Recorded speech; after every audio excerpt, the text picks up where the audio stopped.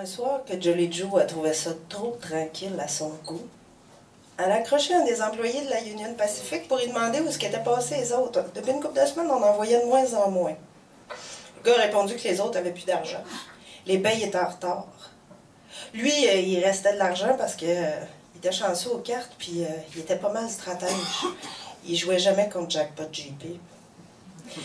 Et n'empêche, lui aussi, il avait hâte que les payes arrivent. 2 mois de retard. Mais là, la Union Pacific, elle envoyait ça par le train, dans 3 jours.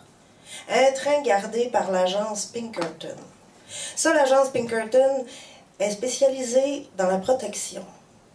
Elle est spécialisée aussi, en tant que détective, dans la protection des convois ferroviaires. Une agence qui a un code d'honneur irréprochable. Jamais accepté de pot de vin. Toujours se mettre chum avec la police de la place, sauf si elle est corrompue. Mais en tant que police spécialisée dans la protection des convois ferroviaires, un train qui est gardé par l'agence Pinkerton, c'est comme un train blindé. Mais Jolly Joe, elle aimait ça, les défis. Et puis, un train aussi plein d'argent, c'était attirant.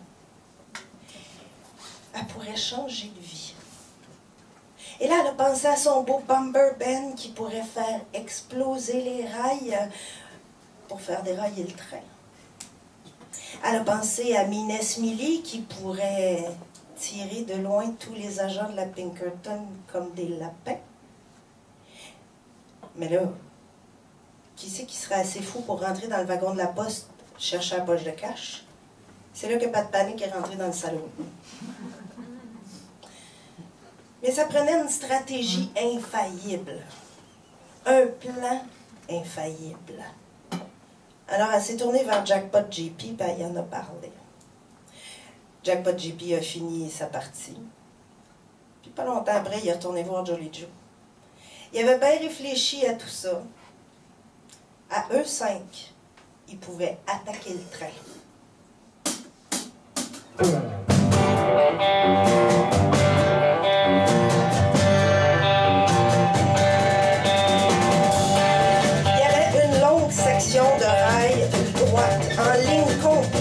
Droite avant d'arriver à Cheyenne, et au bout, c'était bordé par 2 pics rocheux.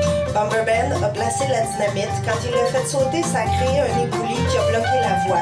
Mais comme on la voyait de loin, le conducteur a arrêté le train sans le faire dérailler. Contrôle sur la situation. Bomber Ben est sorti de sa cachette.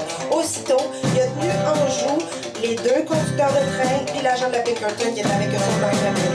Pendant ce temps-là, tous ceux qui essayaient de tirer sur Bomber Ben en sortant du train, Miness Millie, les tiraient comme des lapins. De l'autre côté, il y avait Jackpot JP qui surveillait l'autre bord du convoi, que personne ne vienne de là. Quand il a pu dire qu'ils sont venus du train, pas de panique, il est sorti de sa cachette.